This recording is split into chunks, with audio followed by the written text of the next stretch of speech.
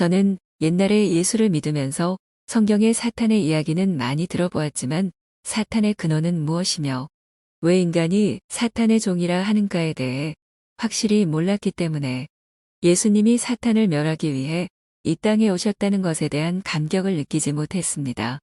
그래서 그 성경 속에서 영원한 지옥에 갈 수밖에 없는 인간을 구원하기 위한 예수 그리스도의 피 흘림과 그것을 막기 위해 온갖 수단으로 그리스도의 사역을 막는 사탄과의 영적 전쟁을 깨닫지 못했습니다. 그러나 사탄의 근원을 알아야 옷의 제일 윗단추를 잘 껴야 밑에 단추도 제자리를 알아서 끼우는 것처럼 먼저 사탄의 근원과 활동과 운명과 또 사탄이 인간을 자신의 종으로 만들어 놓고 언제나 각양각색으로 하나님으로부터 멀어지게 하는 사탄의 유혹을 깨달아야 예수 그리스도로 말미암아 승리할 수 있고 또 성경 속에서 왜 예수님이 오셔야 했고 왜 우리 죄를 대신해서 죽어야 했고 왜 부활하심으로써 저 영원한 천국을 회복할 수 있는가를 알 수 있습니다. 창세기 3장 1절을 보시겠습니다. 그런데 뱀은 여호와 하나님이 지으신 들짐승 중에 가장 간교하니라. 뱀이 여자에게 물어 이르되 하나님이 참으로 너희에게 동산 모든 나무의 열매를 먹지 말라 하시더냐. 하늘나라에서 천사장 중에 한 천사장이 하나님같이 되려고 하나님께 반역하다가 심판을 받아 하늘에서 이 땅으로 쫓겨났고 종말에 영원한 지옥에 가야 할 운명이 되었습니다. 쫓겨난 타락한 천사인 마귀는 거룩했던 품성이 전적으로 타락했으며 항상 하나님을 대적하는 권세로 바뀌었고 여전히 하나님이 되고 싶어하는 속성을 갖고 있습니다. 마귀는 하나님이 사랑하는 인간들을 거짓으로 유혹하여 인간이 하나님처럼 되고 싶은 마음을 갖게 해서 하나님께로부터 심판받다 쫓겨나게 만들어서 마귀의 종으로 삼고 이 세상에서 인간들의 신이 되어 종말에는 자신이 받을 심판인 지옥으로 인간들과 같이 가기를 원하고 있습니다. 마귀는 하나님이 가장 사랑하시는 피조물인 인간 세계로 들어와 인간을 유혹해 하나님의 말씀에 불순종하게 해서 하나님을 대적하게 하고 마귀에게 순종하게 만들어서 하나님께 쫓겨나게 만들며 자신의 종으로서 운명을 같이 하기를 원했습니다. 하나님은 에덴 동산에서 아담의 갈빗대로 하와를 만들기 전에 하나님께서 동산 각종 나무의 열매는 내가 임의로 먹되 선악을 알게 하는 나무의 열매는 먹지 말라. 내가 먹는 날에는 반드시 죽으리라 하시니라고 유일하게 첫사람 인류의 조상인 아담에게만 명령을 하셨고 이 선악과 금지 명령을 하와는 하나님께로부터 직접 듣지 않았으므로 아담이 하와에게 전했습니다. 마귀는 유혹과 감정에 약한 여자인 하와를 먼저 유혹해서 하와를 통해 아담으로 하여금 선악과를 먹게 해 아담을 무너뜨리는 작전을 시도하기로 했습니다. 마귀는 자신의 존재를 숨기고 들짐승 중에 가장 간교한 뱀에게 들어가서 하와를 위한 광명의 천사인 것처럼 하와의 편에 서서 하와를 유혹하기로 했습니다. 마귀는 하나님께 쫓겨난 이유, 바로 그 방법을 써서 인류를 타락하게 만들기 위해 하와를 유혹하기 시작했습니다. 뱀이 하와에게 물어 이르되 하나님이 참으로 너희에게 동산 모든 나무의 열매를 먹지 말라 하시더냐 하면서 마귀는 뱀의 배후에서 하와에게 공격적인 질문을 했습니다.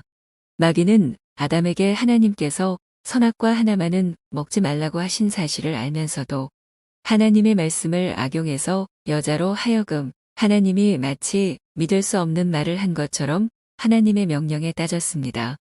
마귀가 공격적인 질문을 한 것은 하와의 마음을 흔들어 하나님의 말씀을 의심케 만들고 말씀의 진리를 혼란스럽게 만들어 교묘한 계략으로 유혹하기 위해서였습니다.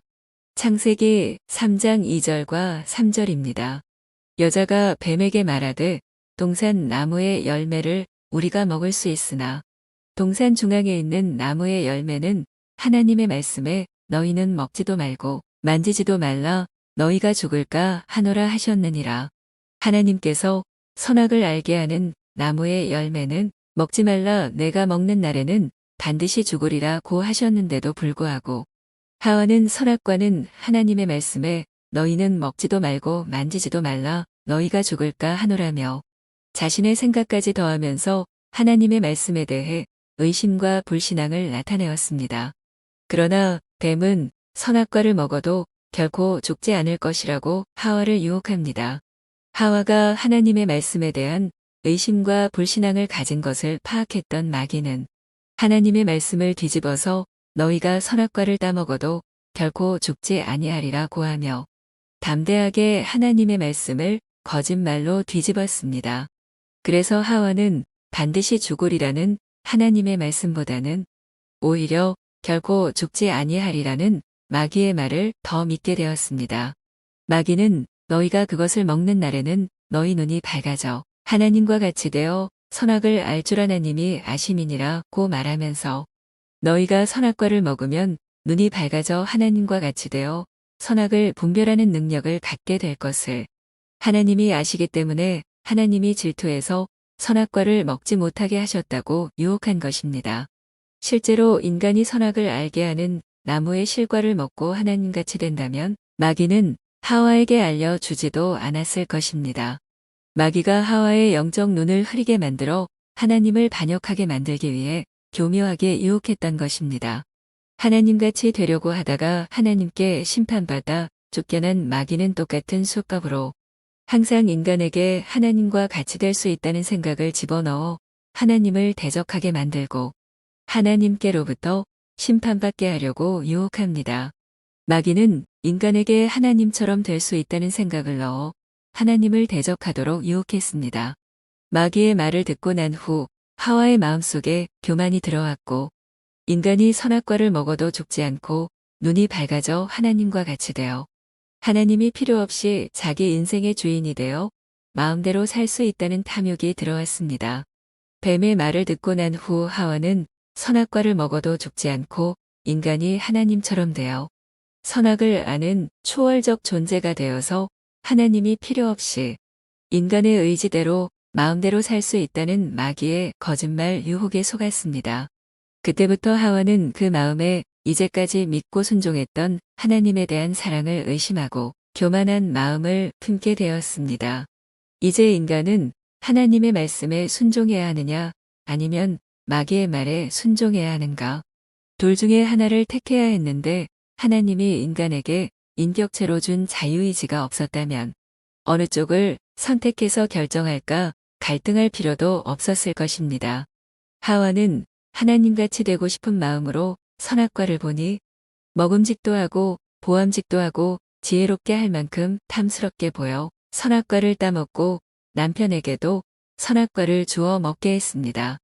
선악과 금지 명령에 하나님의 말씀을 직접 받은 사람은 아담이었기 때문에 아담은 아내가 뱀의 유혹에 넘어가지 않도록 잘 전해야 했습니다. 특히 하와가 선악과를 먹고 아담에게 권했을 때 하와를 꾸중하고 먹지 말아야 했음에도 불구하고 하나님의 명령보다 하와의 말을 듣고 하나님과 같이 된다는 유혹에 자기도 선악과를 먹음으로써 하나님 앞에 돌이킬래야 돌이킬 수 없는 죄를 범했습니다. 아담은 선악과를 먹을 자유와 먹지 않을 자유를 가진 자로서 선악과를 따먹었을 경우엔 반드시 죽으리라는 하나님의 말씀에 불순종하고 자유의지로 하나님과의 선악과 언약을 깨뜨리고 선악과를 먹었습니다.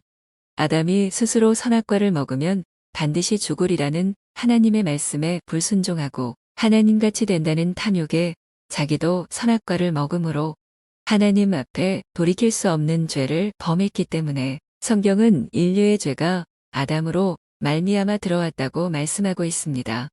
인간이 창조주 하나님과의 관계를 단절하여 스스로 하나님같이 되려는 마음을 가지고 창조주 하나님의 권위에 도전하여 하나님의 피조물인 자신을 잊어버리고 스스로 주인이 되려고 독립을 선언했던 것이 바로 인간의 원죄라는 것입니다.